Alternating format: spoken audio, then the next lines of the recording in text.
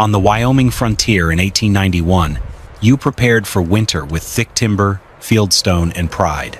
But one man, Silas Sutton, did the unthinkable. He went down to the swamps and gambled the lives of his wife and daughter on weeds. Laughter spread through the valley, faster than a winter wind. His neighbors called him a fool. Passers-by pointed at the bizarre structure rising around his cabin, giving it a mocking name, the Pharaoh Shack. A crude shell of reeds, something a cow wouldn't even eat. How could that possibly stand up to a Wyoming winter? But they didn't know the coming winter was no ordinary winter. It had a name of its own, the Black Wind Winter, a force of nature so vicious it could kill a horse standing in an open field and freeze the very hope in a man's heart. If you believe stories of forgotten frontier ingenuity deserve to be told, support us with a like and hit subscribe to follow Silas Sutton's journey as he proves an entire valley wrong. Silas Sutton was not an educated man. Nobody in the Wyoming foothills would have mistaken him for an architect or an engineer. He read slowly, wrote even slower. Most of his knowledge lived in his hands instead of books.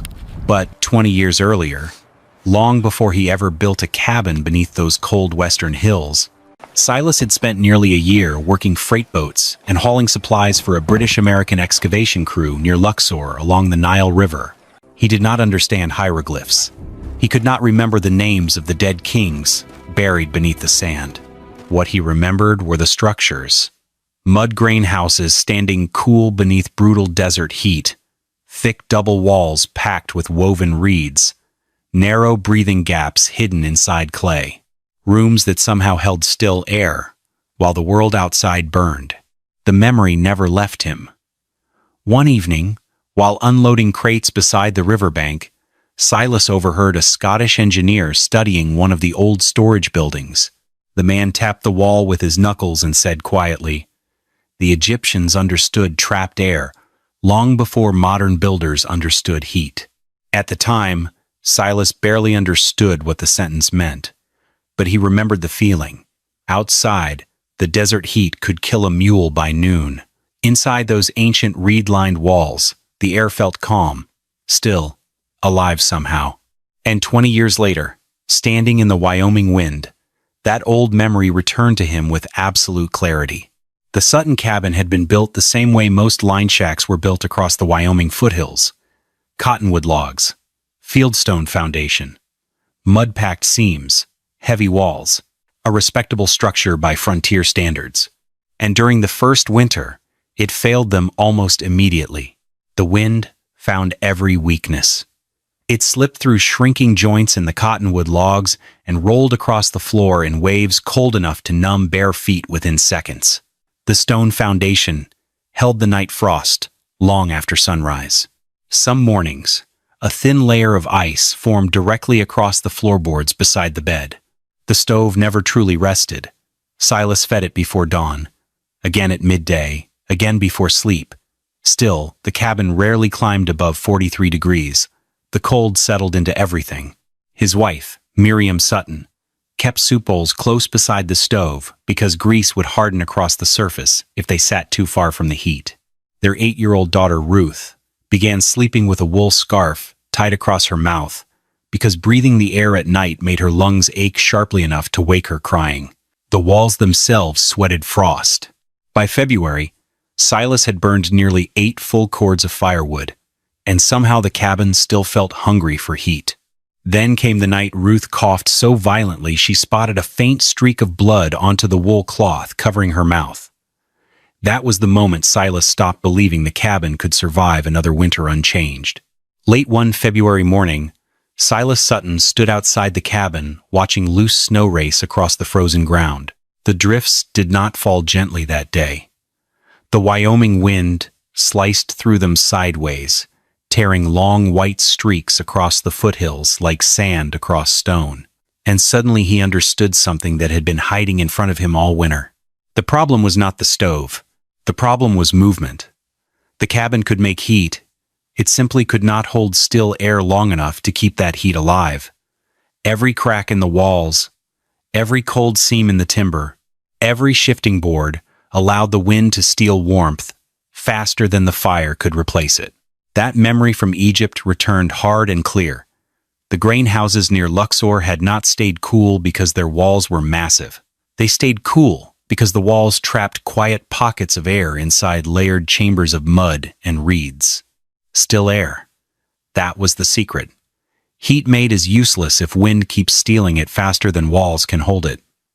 Silas walked back inside, without speaking. He pulled a scrap plank beside the stove and began sketching with a piece of charcoal. Double walls, suspended reed chambers, breathing cavities between layers. Outside, the wind hammered the cabin again. Inside, for the first time all winter, Silas Sutton believed he could finally see the enemy clearly. For nearly a week, Silas Sutton said very little about the sketches beside the stove. He studied the cabin instead. He measured distances with a strip of cord, pressed his palm against the cold inner walls before sunrise, watched how frost gathered heavier along the north side where the wind struck hardest. By the end of February, the plan had become simple in his mind. He would not rebuild the cabin. He would wrap it. The new outer frame would stand 18 inches away from the original walls. Between the two layers, Silas planned to suspend tightly woven reed chambers designed to trap quiet air instead of allowing wind to move freely through the structure. Rough pine siding would shield the outer layer from snow and rain, while narrow breathing gaps allowed moisture to escape. Not a sealed wall, a living one. One night, Miriam sat beside the stove studying the charcoal drawings, while Ruth slept beneath two blankets nearby. The fire cracked softly between them. Finally, she looked up at her husband and asked, "You really think swamp reeds can stop a Wyoming winter?" Silas kept carving at a wood peg for several seconds before answering, "No." Then he raised his eyes toward the frost, gathering along the window frame. "But trapped air might." Miriam said nothing after that. Outside, the foothill wind scraped across the cabin walls again like a warning. Inside, she quietly accepted that her husband was preparing to gamble their reputation against the winter itself. By early spring, the Sutton family began harvesting cattail reeds from the low marsh country beneath the foothills. It was slow work, wet work. Silas and Miriam stood shin-deep in black water for hours at a time, cutting tall reeds near the base, with short-handled knives, while cold mud pulled at their boots. Wagon after wagon returned to the cabin, loaded with bundles stacked higher than the wheels. To most people, it would have looked like useless swamp grass. To Silas, every stalk mattered. Reeds cut too green would trap moisture and rot inside the walls. Reeds dried too long beneath direct sun became brittle and lost the dense spring structure needed to hold air properly. The material had to cure slowly, not wet, not dead dry, just right. Silas judged the reeds the same way an old carpenter judged timber, by touch, by sound. He lifted bundles beside his ear and listened to the soft papery rustle when the stalks shifted together. He bent individual reeds slowly, testing how much resistance remained inside the fibers before cracking. Sometimes he split one open with his thumbnail and smelled the faint damp scent still trapped in the center. Miriam helped arrange the bundles beneath a long canvas shelter where wind could pass through without direct rain. Nearby, Ruth sat cross-legged tying finished bundles together with hemp cord. The work lasted for weeks. One evening, after watching her father stack another row of drying reeds against the fence line, Ruth looked toward the cabin and quietly asked, "Will this make the walls stop shaking at night?" Silas looked at the old cottonwood cabin for a long moment before answering, "That's the idea." By midsummer, the outer frame had begun to surround the Sutton cabin completely. Long rough-cut posts rose around the original structure, like the skeleton of a second building. Crossbeams stretched overhead. Thick woven reed chambers hung between the framing sections, waiting for siding to cover them later. From a distance, the cabin no longer looked like a home. It looked trapped inside something larger, buried almost. Riders passing through the foothills started slowing their horses to stare. Some circled wide just to get a better look before continuing down the trail. The comments began quietly at first. Then Boyd Ricker saw the structure while hauling freight into town and burst out laughing hard enough to stop his wagon team. "Pharaoh's building himself a tomb," the men around him howled. By the end of the week, the trading post had a new joke. People called the place the Pharaoh Shack. Silas never answered the insults. He kept hammering reed chambers into place, while the wind pushed dust through the valley around him. But one afternoon, Ruth heard a pair of riders laughing outside the fence line.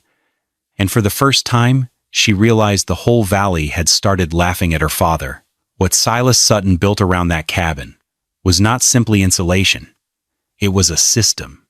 The woven cattail sections were arranged in layered chambers instead of one solid packed mass. Thick reed cylinders sat between narrow air gaps inside the outer wall frame. Some sections were tightly woven to slow airflow. Others were intentionally looser, allowing small amounts of trapped air to remain still without sealing moisture inside the structure. That difference mattered. A completely sealed wall could trap condensation the same way a shut cellar traps rot. Too much airflow, however, would let the Wyoming wind strip heat away faster than the stove could replace it. Silas was trying to balance both forces at once, warmth and breath. The outer siding itself never touched the reed chambers directly. A narrow cavity remained between them so any moisture driven through the pine boards could dry naturally before reaching the inner layers. The mud-lime sealing mixture around the chambers added another layer of protection. Unlike pure clay, the lime helped resist moisture buildup while still allowing the wall to release damp air slowly over time. No builder in that valley constructed houses this way. Most frontier cabins relied on thickness alone. Heavy logs, thick stone, more mass, more fuel. Silas was building something different. Not a heavier wall, a quieter one. One evening, while adjusting the reed density along the north side, Miriam asked if packing the chambers tighter would make the cabin warmer. Silas shook his head. "A dead wall rots," he said calmly. "A breathing wall survives." And beneath the Wyoming sun, surrounded by woven reeds and rough timber frames, an ancient idea from the Nile River was beginning to take shape again on the American frontier. The first real problem appeared during an early October snowstorm. Wet snow mixed with freezing rain hammered the north side of the cabin for nearly 14 straight hours. By midnight, the outer siding along one section had turned dark with moisture. Silas woke before dawn uneasy for reasons he could not fully explain. He pulled on his coat and stepped outside, carrying a lantern through the wind. The cold hit hard enough to burn his lungs immediately. Snow hissed across the ground around his boots. Working by lantern light, he pried loose several outer boards from the north wall and reached into the cavity behind the reeds. His expression changed instantly. A thin layer of condensation had formed inside the chamber. Not water, ice, small, fragile, but real. The wall was holding too much trapped moisture along the coldest section of the cabin. The next morning, Warren Pike, the local sawmill owner and the most respected builder in the foothills, stopped by after hearing about the repairs. He studied the open section silently before shaking his head. "I told you," he said. "Your walls are starting to die already." Silas did not argue. That night, while frost gathered across his beard in tiny white crystals, he redesigned the north wall in silence. He cut additional ventilation slots beneath the eaves and reduced the reed packing density near the coldest airflow channels. The mistake had been real, and now the wall had to learn how to breathe better before winter arrived for good. A few days after the storm, Warren Pike returned to the Sutton cabin for what he privately considered a final inspection. The older builder walked slowly around the structure, studying every detail with a hard, professional eye. He pressed his thumb against the mud-lime seams, looked up at the new ventilation slots beneath the eaves, knocked against the reed-packed walls with his knuckles. Then he turned towards Silas. "You still don't understand the danger here," he said evenly. "Rodents will find gaps, eventually. Moisture always finds a place to settle. And if one spark reaches those dry reeds," he glanced toward the stovepipe, "this whole cabin becomes a torch box." There was no mockery in his voice, only conviction. Miriam stood near the doorway, listening quietly while cold wind moved across the yard between them. For several seconds, Silas said nothing at all. Then, he looked toward the gray Wyoming sky gathering above the foothills. "Then winter will tell us," he said calmly, "which one of us understands these walls." And beneath the silence that followed, Silas finally understood the full weight of what he had built. If he was wrong, the cost would not be embarrassment. It would be his family. By November, the Sutton cabin had become entertainment. Men at the trading post talked about it the way people talk about a barn collapse or a drunk preacher. Every new wagon coming through the foothills eventually heard the same joke. The Pharaoh Shack. One bitter evening, Boyd Ricker leaned back beside the stove with a cup of coffee in one hand and announced loudly enough for the whole room to hear, "Man wrapped his house like a dead king in a pyramid." The room exploded with laughter. Someone else added, "Probably figures Egypt's warmer than Wyoming." Even the storekeeper grinned. Silas stood near the flour barrels, listening in silence, while snow hissed against the windows outside. Later that night, his cousin Amos Sutton followed him out into the cold behind the trading post. Amos grabbed his coat sleeve before he could reach the wagon. "You need to stop this foolishness," he snapped. "People think you're either too poor to buy proper lumber or too stupid to understand winter out here. Either way, the Sutton name looks bad because of it." The pressure did not end there. 2 days later, a winter hauling contract Silas depended on was quietly handed to another freighter. Nobody explained why directly. They did not need to. In the foothills, a man survived partly on reputation, and Silas Sutton could feel his collapsing around him, one laugh at a time. The final voice against the Sutton cabin arrived carrying government papers. Elias Mercer, the territorial agricultural inspector, rode into the foothills during the first week of December with a leather case full of official bulletins and weather reports. He was a narrow man with careful hair, clean gloves, and the kind of confidence that comes from printed diagrams. Mercer inspected the cabin slowly. He studied the reed walls, the ventilation gaps beneath the eaves, the mud-lime seams packed between the chambers. Then he opened one of his pamphlets. "The department recommends sawdust insulation between sealed walls," he explained. "Tar paper, storm shutters, controlled sealing methods." He tapped the reed structure lightly with 2 fingers. "This kind of foreign superstition creates instability." He particularly disliked the ventilation design. "A good wall should seal completely," he said firmly. "Air movement is loss." Silas listened without interrupting once. No argument, no defense, only silence. After Mercer finally rode away through the drifting snow, Miriam remained standing near the window, watching the inspector disappear into the valley. Then she turned quietly toward her husband. "What if he's right?" For several moments, Silas said nothing.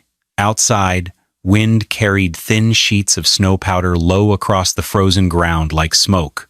At last, he looked toward the moving white trails crossing the valley floor. "A sealed wall traps death same as heat," he said softly, and for the first time since the work began, Miriam felt genuine fear that her husband might be gambling their lives on an old memory carried home from a desert half a world away. Then December arrived, and with it came the black wind winter. The first storm rolled down from the northern plains just after dusk. By midnight, the foothills had vanished behind moving walls of snow. Wind gusts screamed through the valley at more than 50 miles an hour, rattling windows hard enough to shake dishes from shelves. By morning, the temperature had fallen to 41 below zero. Not wind chill, actual air temperature. The cold changed the shape of daily life almost immediately. Snow drifting against the cabins hardened into dense crusts, sharp enough to cut leather gloves. Water buckets froze solid indoors before sunrise if left too far from the stove. Livestock caught in open pasture sometimes died standing upright where the wind found them. And the sound never stopped, that endless howling. For 19 straight days, the temperature never climbed above 2 degrees. The black wind winter did not behave like ordinary cold. It behaved like pressure, constant, physical, deliberate. It pulled warmth from walls the way river current strips soil from a riverbank. Doors froze into their frames. Window glass developed white frost, so thick it blocked sunlight completely. Men hauling firewood wrapped scarves across their faces and still coughed blood into the snow before returning home. The prairie no longer cared how expensive a cabin had been to build, or who built it, or what people laughed at back in autumn. That winter reduced every house in the foothills to a single question. Could it hold still air long enough to keep human beings alive? And while the valley fought to survive the cold, Silas Sutton waited quietly inside the Pharaoh Shack for the only judgment that mattered now. The judgment of the wind itself. By the second week of January, cabins across the valley had begun to fail one after another. Not all at once. Slowly first, then all together. Chimneys clogged with creosote from stoves burning day and night without rest. Smoke backed into rooms faster than it could escape, filling cabins with thick air that burned eyes and lungs raw. Frost formed inside blankets where human breath froze during sleep. Families woke to find ice gathered along the edges of mattresses and animal hides, stiff with cold beside the walls. The firewood disappeared fastest. People started burning anything dry enough to catch flame. Broken chairs, fence rails, tool handles. One man in the lower valley stood outside his cabin at dawn, chopping apart his own child's wooden cradle because the woodpile had already run out 2 days earlier. A neighbor later admitted the man cried while swinging the axe. The cold stripped pride away from people piece by piece. Jonas Reed, a rancher living west of the creek line, finally butchered his last mule because he no longer had enough feed to keep the animal alive through the month. Another family abandoned their cabin entirely and moved into a livestock barn where animal heat kept the air barely survivable. Even Warren Pike was losing ground. The respected builder burned nearly 2 cords of seasoned pine in a single month trying to keep his workshop above 40 degrees. Still, frost gathered across the inside walls before dawn. The old methods were not holding. Heavy timber, stone foundations, bigger stoves, more firewood. The black wind winter was grinding through all of it like a saw through rotten wood. And somewhere beneath the Forni Elias, hidden behind walls packed with woven reeds, Silas Sutton's strange Egyptian cabin waited silently while the rest of the valley slowly froze around it. The first strange reports about the Sutton cabin began during the worst stretch of the January storms. Doc Harlan Reese, the valley physician, was riding through near whiteout conditions after visiting a ranch family east of the creek. Snow blew so hard across the trail that his horse lowered its head almost to the ground just to keep moving. As Reese passed the Sutton property, something caught his attention immediately. The chimney smoke. Or rather, the lack of it. Most cabins in the valley pushed thick black smoke into the air by then. Fires had to be fed constantly just to hold back the cold. But the Sutton cabin released only a thin gray ribbon drifting lazily into the wind. The doctor slowed his horse. Then he noticed something else. Snow across the roof had melted unevenly in narrow strips instead of forming thick ice buildup along the edges. Even stranger, the windows showed almost no frost accumulation around the frames. Reese stared at the cabin for several seconds before finally riding on through the storm. The next morning, Boyd Ricker passed the property hauling freight south toward town. He looked toward the cabin out of habit, expecting the same ugly reed-covered box everyone joked about for months. Instead, he saw Ruth Sutton standing near the window, wearing nothing but a wool dress and stockings. She was not shivering. Boyd slowly pulled his wagon team to a stop. Then he looked down at the thermometer hanging beside the freight seat. 37 below. For the first time all winter, Boyd Ricker said absolutely nothing. And across the valley, the laughter surrounding the Pharaoh Shack began to disappear beneath something far more dangerous. Confusion. Warren Pike arrived at the Sutton place just before dusk with a sled stacked high with seasoned pine. He had convinced himself the visit was necessary. By then, he fully expected the reed walls to be wet inside. Rotting, perhaps. Maybe frozen solid. He imagined Silas and his family crowded beside an overfed stove, trying not to freeze inside that strange Egyptian coffin of a cabin. Snow blew hard across the yard as Warren climbed the porch steps and knocked once against the door. The door opened. Warmth rolled out steadily into the night air. Not blazing heat, not desperate heat, gentle warmth. The kind that belonged to another season entirely. Warren stood motionless.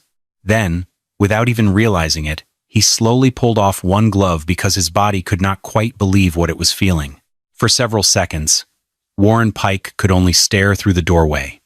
No frantic stove feeding, no smoke choking the room, no desperate piling of blankets against doors and windows. Inside the cabin, Miriam Sutton stood near the table, shaping cornbread dough with her sleeves rolled calmly above her elbows. Ruth slept in a wooden chair beside the frost-covered window without the wool scarf that had covered her face all winter the year before. The stove itself burned low and quiet, not roaring, not fighting for survival, simply working. Silas stepped aside and handed Warren a steaming tin cup of coffee without saying a word. Warren accepted it slowly, still unable to process the air around him. Then his eyes found the thermometer hanging near the center beam, 68 degrees. Outside, the black wind winter still screamed across the foothills at 41 below zero. 109 degrees of difference. Warren looked back toward the walls, toward the strange reed chambers he had condemned for months. Then he crossed the room almost unconsciously and pressed his bare palm against the interior wall beside the window. His expression changed immediately. The wall was not cold. It was not even cool. It felt neutral, calm, like the inside wall of a summer house untouched by winter. Behind him, the wind slammed against the cabin hard enough to shake snow from the roof. Inside, the Pharaoh Shack did not even tremble. Silas Sutton did not celebrate. He did not smile proudly or speak like a man proving someone wrong. Instead, he walked quietly to a shelf beside the stove and returned holding a worn ledger with softened corners and soot stains along the edges. He handed it to Warren Pike without ceremony. Inside were pages of careful records, daily outdoor temperatures, indoor temperatures measured morning and night, firewood consumption, ventilation changes after the October moisture problem, airflow notes near the north wall, even humidity observations written beside weather conditions. Warren sat at the table turning the pages slowly while the steady stove crackled nearby. The numbers became impossible to ignore. Compared to cabins of similar size across the foothills, the Sutton place was burning nearly 70% less firewood while maintaining higher indoor temperatures than any structure Warren had ever seen during a Wyoming winter. Not slightly better, categorically different. Warren stood again and began inspecting the cabin like a man studying a machine that should not function. He checked the wall temperature beside the windows, measured airflow near the ventilation gaps with damp fingertips, studied the dryness of the reed chambers near the outer seams. Everything remained stable, balanced, breathing exactly the way Silas claimed it would. Outside, the black wind winter continued hammering the valley without mercy. Inside, the cabin held still air like a sealed pocket of another climate. At last, Warren removed his gloves completely and stared silently at the reed-lined wall beside the stove. Then he spoke in a low voice stripped of pride. "We built heavy walls for 50 years, he paused, and never understood air. Word of Warren Pike's visit spread through the foothills faster than the storms themselves. And 2 weeks later, Elias Mercer returned to the Sutton cabin carrying far more than government pamphlets. This time he arrived with instruments, calibrated thermometers packed in wool cloth, humidity gauges wrapped inside leather cases, measuring notebooks already marked with reference tables and weather charts. Mercer approached the cabin with the stiff caution of a man preparing either to expose fraud or witness something deeply inconvenient. Silas allowed him inside without comment. For nearly 4 hours, Mercer worked methodically through the structure. He measured wall surface temperatures beside the windows and near the floor. He checked airflow movement around the ventilation slots beneath the eaves. He opened sections of the outer siding and inspected the reed chambers directly for moisture retention. He expected to find damage somewhere. Rot hidden beneath the reeds, condensation trapped inside the cavities, mold beginning to spread behind the mud-lime seams. But none of it was there. The chambers remained dry. The airflow remained balanced. The wall temperatures remained shockingly stable despite the brutal cold outside. Again and again, Mercer repeated the same measurements as if the numbers themselves offended him personally. Yet every instrument confirmed the same impossible conclusion. The Sutton cabin was not surviving the black wind winter through excess heat. It was surviving because the structure controlled moving air better than any cabin Mercer had ever inspected in frontier territory. Science was not disproving the reed walls. It was slowly catching up to them. At last, Mercer closed his notebook very carefully and looked around the quiet cabin once more. The stove burned low. Ruth slept peacefully near the window. The walls breathed softly around them, and for several long seconds, Mercer stood completely silent, like a man who had just encountered something that should not have worked, but undeniably did. The first man to ask for help was Jonas Reed. By late February, his remaining firewood supply had fallen so low that he could no longer afford pride. He rode to the Sutton place one gray morning with cracked hands, smoke-stained clothes, and exhaustion written across his face. He removed his hat before speaking. "Can you show me how to build part of it?" he asked quietly. Silas did. Together, the two men built a simplified reed wall patch along the north side of the reed cabin, using woven cattail chambers and a narrow breathing cavity beneath rough pine boards. It was smaller than the Sutton system, less refined. But within days, the indoor temperature inside Jonas Reed's cabin rose nearly 14 degrees, while his wood usage dropped close to half. That was enough. By spring, the marshlands beneath the foothills were crowded with families cutting cattails instead of mocking them. Wagons once loaded with jokes now carried bundles of drying reeds across the valley floor. The laughter disappeared almost completely. Even Warren Pike changed. The old builder began offering modified reed envelope systems in new cabin construction throughout the territory. At first, customers called them Egypt walls.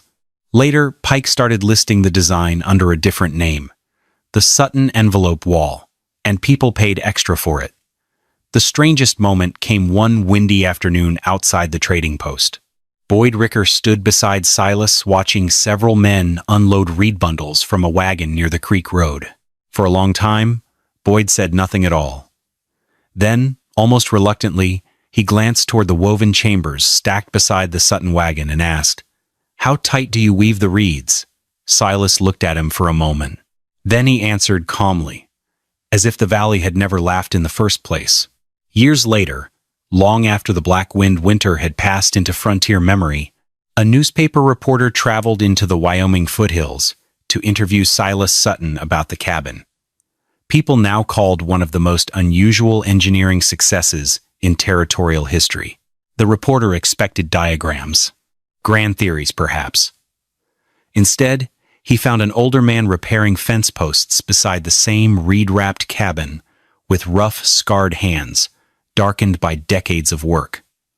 The walls still stood.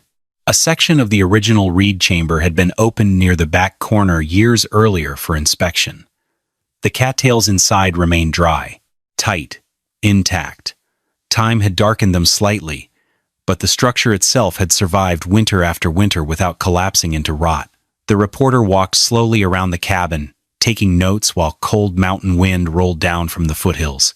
Finally, he looked toward Silas and said, "Some people are calling this revolutionary frontier engineering." Silas rested both hands on the fence rail for a moment before shaking his head. "No," he said quietly, "just old ideas that survived longer than pride did."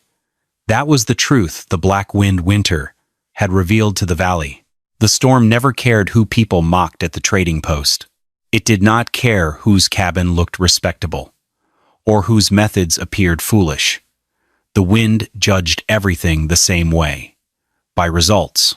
And when the cold finally tested every wall across those foothills, the strange Egyptian cabin wrapped in woven reeds outlived the laughter surrounding it. Because the frontier never truly rewarded pride. It rewarded what worked. Outside, Wyoming wind still moved across the grasslands exactly as it had before the Sutton cabin was ever built. And somewhere inside those old breathing walls, quiet air still held warmth against the cold. The wind never apologized. It simply stopped arguing once the walls proved stronger than winter itself. What do you think? Would you have laughed at Silas Sutton for wrapping his cabin in reeds? Or would you have trusted a 3,000-year-old Egyptian idea before the winter proved him right?